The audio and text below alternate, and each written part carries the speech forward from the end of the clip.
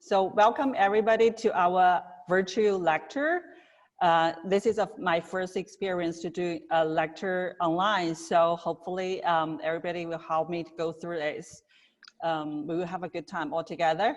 And I'm just gonna share my screen first.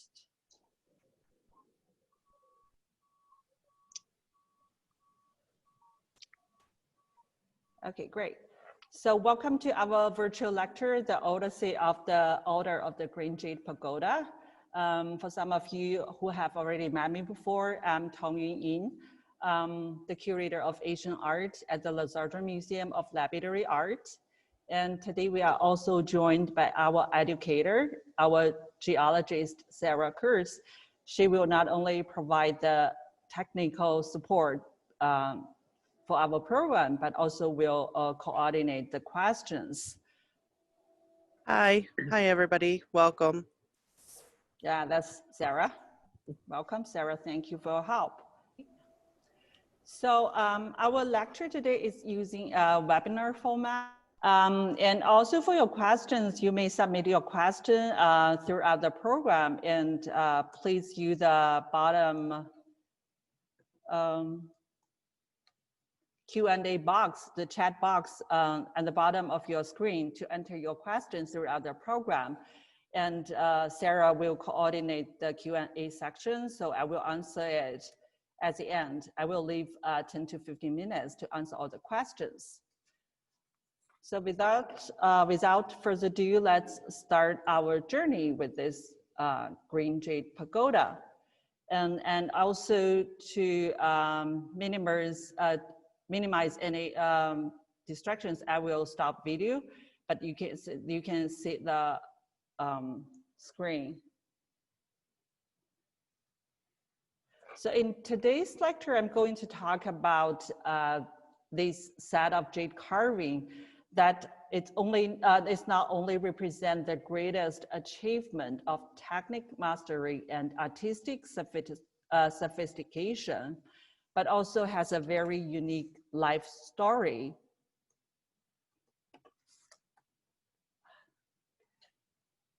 Just one second, I have some technical issue.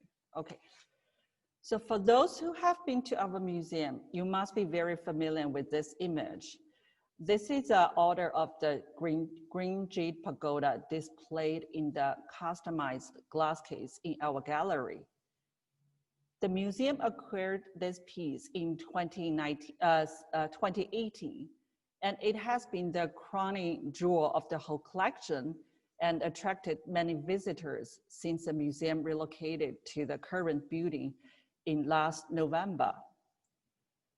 As shown on this photo, the whole set consists of 3 parts: the central pagoda, the 3-tiered platform, and the ceremonial gateway in the front.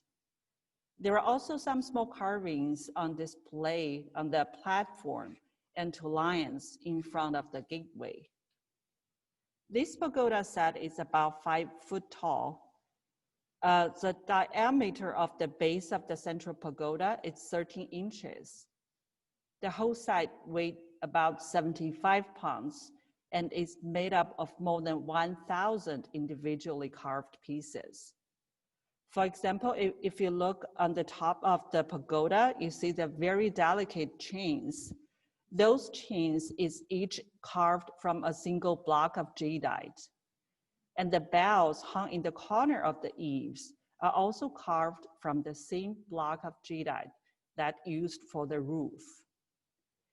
Each piece of this set is interlocked through minutely carved dovetails that draw into hollowed grooves. To assemble this pagoda set, it took 2 museum professionals about a whole week to finish the project. So just imagine the work must be really even more time consuming and labor intensive to carve this masterpiece. We all know that the common property of jadeite is its hardness. On the most scale of hardness, from 0 to 10, jadeite is about 6.7 to 7, which is harder than bronze and iron, Because of its hardness, it is impossible to carve directly into the stone. So for 1,000 years, Chinese carvers applied different types of refined sand mixed with water as abrasives and applied the mixture on different type of tools. To carve this pagoda set, it took about 150 very skillful carvers about 10 years to finish. Although most of them are anonymous, but we do know that some leading masters of jade carving in early 20th century China participated in this ambitious project. This pagoda set is not only a one-of-a-kind example of Chinese jade carving art, its fascinating life story makes it even more exceptional. We know that jade is held in the highest esteem in Chinese culture for 1,000 years. However, jade carving presents a couple of very difficult questions for scholars and collectors throughout the history. The first difficult question many scholars and jade collectors facing is dating. How old is one piece of jade carving? Unfortunately, there is no scientific or objective ways to date jade. Scholars and collectors mostly rely on the motif, the subject, or the design to look for a signature look of a particular time period. Although they may also examine the craftsmanship to study the tooling method of cutting, carving, and polishing to give an estimation of the date. And another difficult question many collectors and scholars facing is who made the jade, a particular piece of jade carving. Nearly all Chinese jade carvings were made by craftsmen who never left any clues of their identities on their works. So these difficult questions made a jade carving with established provenance history very special and important. One of the uniqueness of this pagoda set is that we have extensive historical documents that allowed us to trace out the life journey of this masterpiece. The fascinating life and epic journey of this pagoda starts off with a man's lifelong passion and unprecedented vision on jade and the art of jade carving. So to your left, you see a photo of Zhang Wendi. He was a well-known jade collector and businessman in early 20th century Shanghai. He was born in a small city in Suzhou, south of Shanghai, and became an orphan in his early childhood. But luckily, he was taken care of by an American Methodist missionary. In the missionary school, he learned English and other subjects and was invited to teach math in the missionary school's Shanghai branch at the age of 15. Around the same time, he was also apprenticed to a jade carver master and developed a lifelong passion on jade carvings. We don't have many materials left for us to understand about more about his early lives, but we do know he opened a jade store called Cui Huaxuan. It means the Pavilion of Jade Treasures in Shanghai, and soon became one of the most well-known jade collectors and dealers in early 20th century China. So on this slide, I show you two documents. To your left is a small brochure published by Cui Huaxuan as Zhang Wendi's jade store in 1933. The artwork highlighted in this brochure is the Order of Green Jade Pagoda. And to your right is Zhang Wendi's handwritten notes on the jadeite materials on a letterhead of his store. So how was Zhang Wendi's life entwined with the pagoda? So the saga really begins in 1915. In 1915, a 9-ton boulder of jadeite was found in northern Burma in today's Myanmar.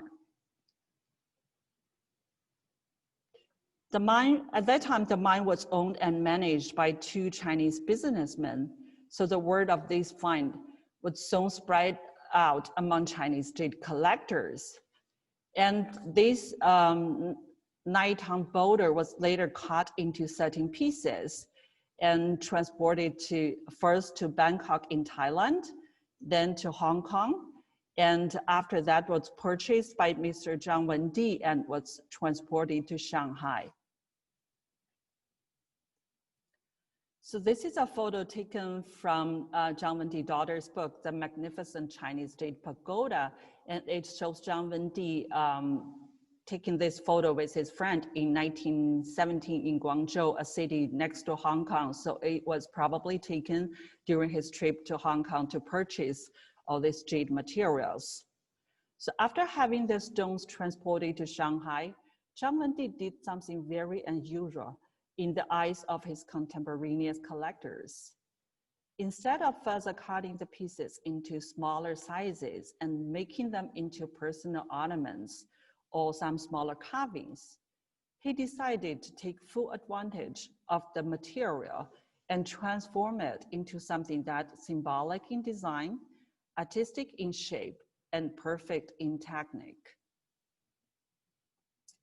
So after consulting with other jade collectors in 20th century China, Zhang Wendi found the inspirations for his design. The Jade Pagoda is modeled after the Longhua Pagoda in Shanghai, China. Pagoda is an architectural structure that enshrined holy relics of an important Buddhist. Same with all Chinese pagodas that always have an odd number of stories and even number of sides. This pagoda has 7 stories and 8 sides. 7-story pagodas occupies highest level in Buddhism. And its even-numbered shape ensured a symmetrical view of the building from all angles. From this photo, we can see each story of the pagoda as a separate structure consisting of all architectural components.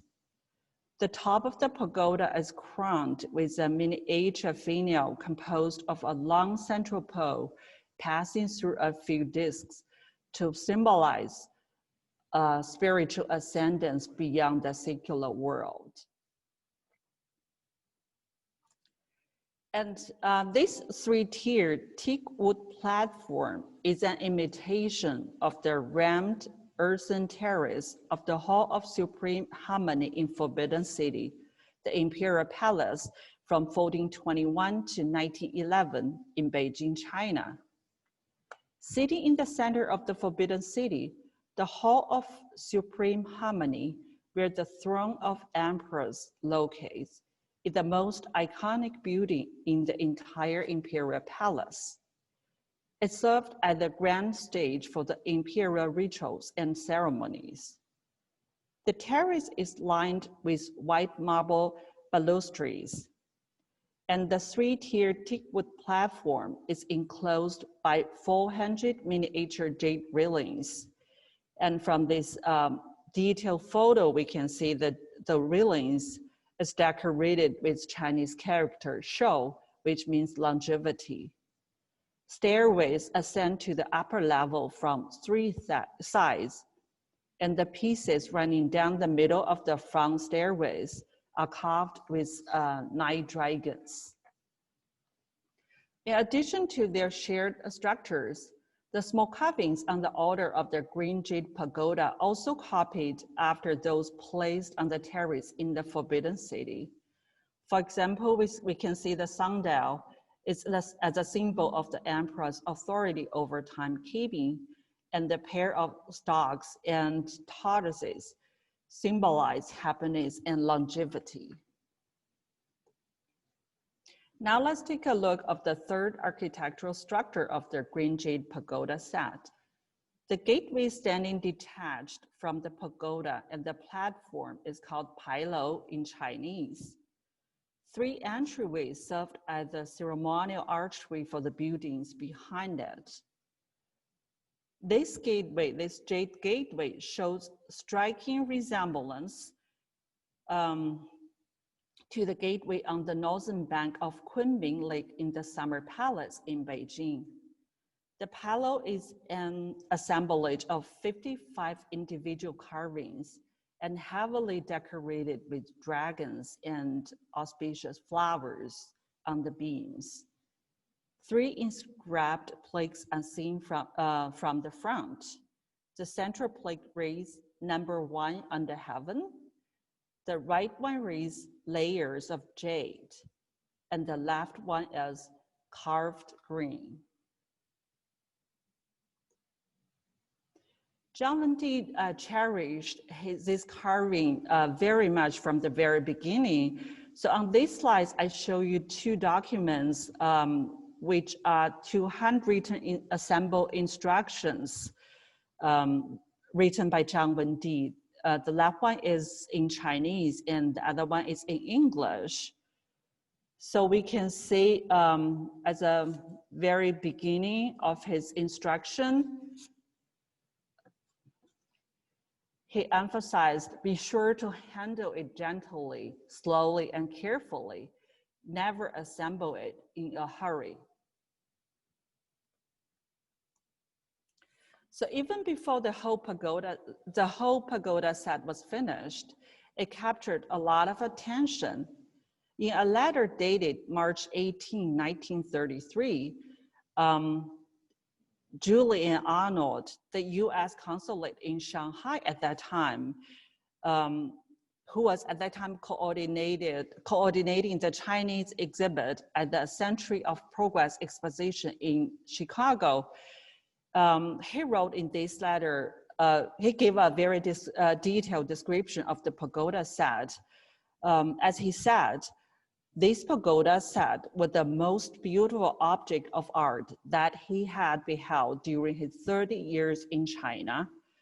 And he also confidently predicted in this letter, quote, this jade exhibit could be made to be the most attractive feature of the entire exhibition. And meanwhile, with information obtained from Zhang Wendi, Julian Arnolds prepared a short booklet in English entitled The Order of Green Jade Pagoda. It details the mining, the carving of the green jade pagoda, and the grandeur of jade and the pagoda form. This little booklet served as a calling card to the world for the set and some other of Zhang Wendi's jade carving collections, which were on their way to a Century of Progress exposition in Chicago. So in 1933, Chicago asked the world to join her in celebrating a century of the growth of science and the dependence of industry on scientific research. Built on 424 acres of lakeside, the 1933 World Fair was originally scheduled to last 5 months, from May 27th to November the 1st. So this is a map of the Chicago Exposition, and you can see here the Chinese exhibit is, I circled here on this slide. A close-up view of the Chinese Pavilion, which includes 2 structures, a courtyard and a reconstruction of a Lama temple. And Zhang Wendi's Jade Pagoda and some of his collections were displayed in the buildings of the courtyards. And from the US Customer Service form dated on June 6, 1934, we know that the Green Jade Pagoda set left Shanghai on May 9, 1933, and arrived in New York City on the 22nd of the same month. It was stored at the Rockefeller Center before it went to Chicago. The set and other of Zhang Wendi's collection was transported to Chicago and put on display from May 22nd to November 7th in 1933 at the Century of Progress exposition. This photo was taken from the tourist guide of the 1933 exposition. We see how the pagoda and the two lanterns were displayed at the exhibition. And I also want to want to say that the two lanterns here are also acquired by the Lazarja Museum in 2018. So they are currently on display in the glass case next to the pagoda set. So A Century of Progress exposition was officially closed on November 12, 1933. Zhang Wendi's collection, including the Order of Green Jade Pagoda, was shipped back to New York City and on display at Rockefeller Center.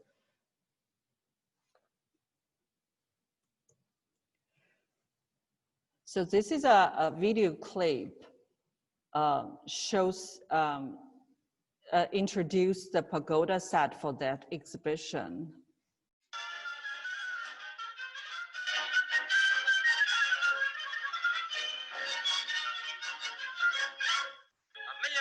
Chinese pagoda carved from a 9-ton block of pure jade. Carefully worked out in every detail, this masterpiece of Chinese art took 500 artisans 10 years to complete. It will soon be placed on exhibition in Rockefeller Center, where all may see this beautiful example of Oriental craftsmanship.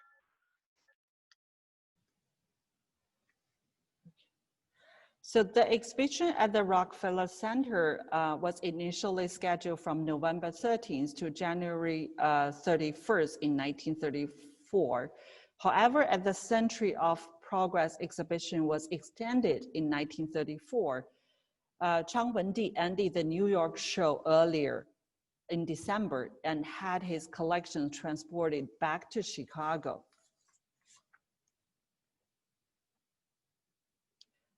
And again, the Order of the Green Jade Pagoda became an important display in the Chinese exhibit at the exposition. The publicity division of the fair noted that many visitors regarded the pagoda as one of the highlights of the art at the fair because of the 3 points of excellence it represented. Its unprecedented size and quality of the jade, the grand and daring conception of its design, and the superb workmanship it incorporates. So this is a postcard issued during the Chicago World Exposition. Zhang Wendi and his pagoda set returned to China in early 1935. And then the pagoda was invited to attend the 1937 Paris Exposition, scheduled from May 25th to November 25th in 1937. To your left is the advertising poster of this event, and to your right is a news report about the pre-exposition exhibition of this pagoda set in Shanghai. And it's, however, due to the outbreak of Sino-Japanese War, Chinese Republican government canceled the participation of this World Fair, so the pagoda set stayed in Shanghai until 1939. In 1939, with the completion of the Golden Gate Bridge and the San Francisco-Oakland Bay Bridge, the city held the Golden Gate World Fair to celebrate. Zhang Wendi and his Jade Pagoda set came back to the United States again to attend the San Francisco Golden Gate International Exposition. So this is a picture of the China Village at the exposition.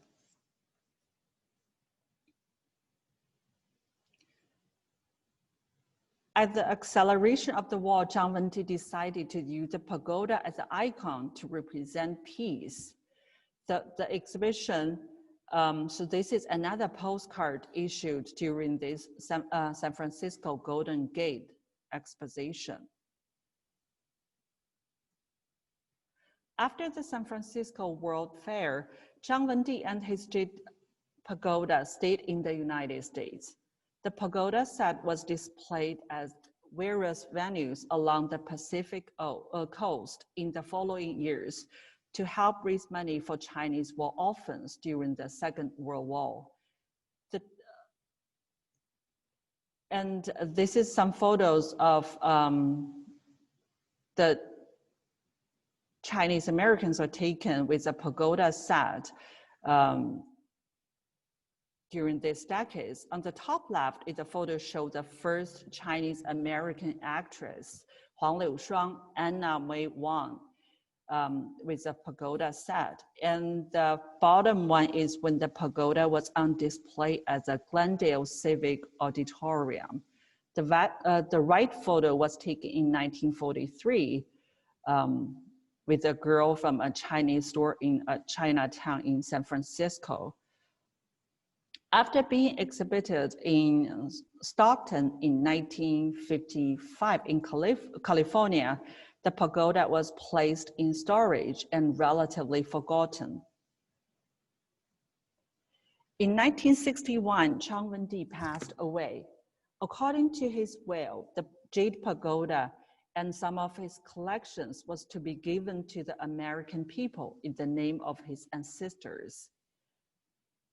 In 1965, the pagoda set and the other jade carvings in Zhang Wendi's collection were donated to Oakland Museum of California. In the middle is the news report on its first public display at the Oakland Museum. And it was also, this pagoda set was also featured on the cover of the August issue of Lapidary Journal in the same year. On October 17, 1989, the Loma Prieta earthquake hit Oakland. The pagoda's tower topped to the left and some parts were broken. So from this photo in the middle, you can also see like the interconnected chain links. And just imagine all these very delicate links were carved from one single block of jadeite. After consulting with Chinese jade carvers, the conservators of the museum took 7 months to repair the damage, and now, as shown on the photo to your right. The pagoda, along with some of the jade carvings from Zhang Wendi's collection, were gifted to Lazardra Museum of Lapidary Art in 2018. Some of them are on display in the gallery along with the pagoda set, like the photo showing the 2 lanterns.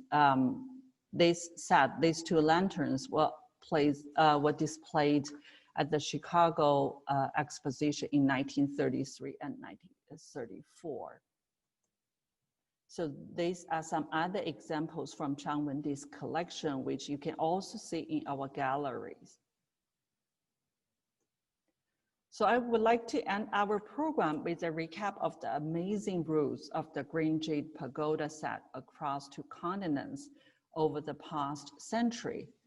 So it started from Myanmar to Thailand, to Hong Kong, and to Shanghai, then moved all the way to New York, Chicago, back to New York for exhibition, then back to Chicago again.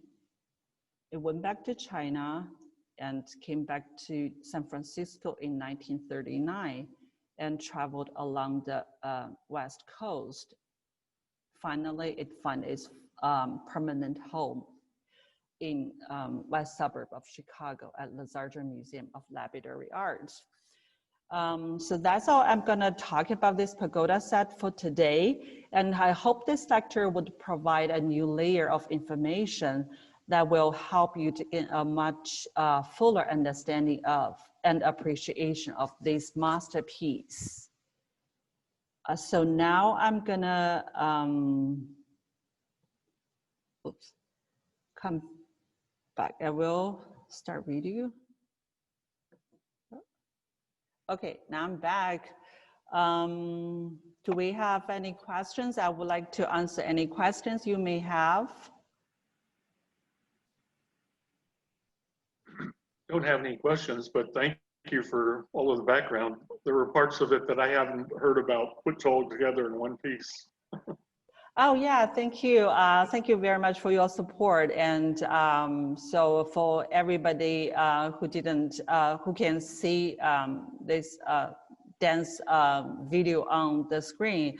So Dan Zhang is the youngest son of Mr. Zhang Wendi, and he and his family has been supporting our programs and exhibitions tremendously. So we're really, really thankful for your support.